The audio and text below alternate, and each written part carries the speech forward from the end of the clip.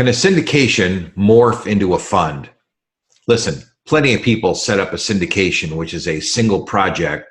They do the project and then they want to do another one. They don't really want to give the money back to the investors, but the way that those things are set up, they give the money back and then they ask the investors for that money back again to do another project. That's the way that the syndication business works. And the syndication business is a great business. You can do them over and over and over again, and people just get used to getting the money back and then giving it back to you.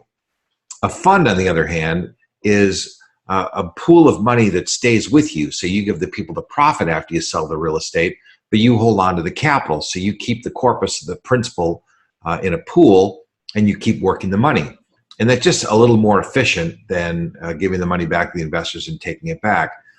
But syndications themselves do not morph into funds.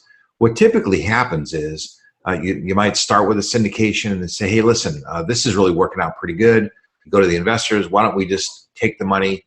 I won't have to call you every 6 months or a year to go back and forth and do the paperwork and everything all over again. So why don't we just set up a fund and we'll make it happen, and you trust me now, so let's move forward. That's a very smooth way to do it. So in a certain way, syndications do morph into funds, but they don't morph per se. They actually kind of get you to a place where you say, well, I'm pretty good at this, or I like this, the investors like it. And the next step is to move into a fund.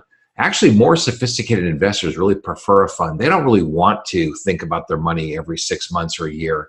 They want to set it and forget it. In fact, the wealthiest people, they're notorious for set it and forget it. Now, they pick lower risk kinds of deals, and they don't want to really worry about losing their principal, but they like set it and forget it. They like situations where they can just put the money in, get a regular checks every quarter, and then just take their money, and they know things are working. They get their tax paperwork at the end of the year, and it works out.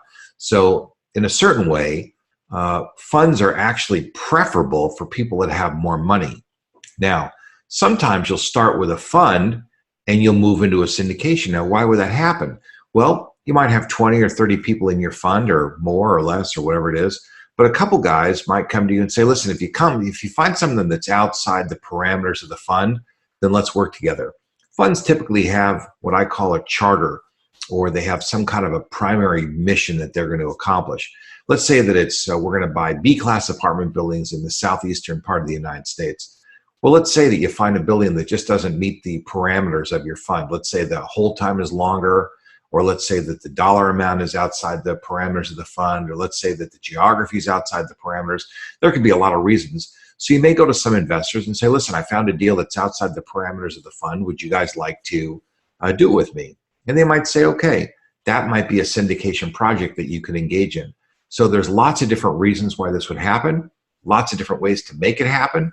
And it's a very powerful and potent concept that you need to think about. And it's worth engaging into if that ever comes across.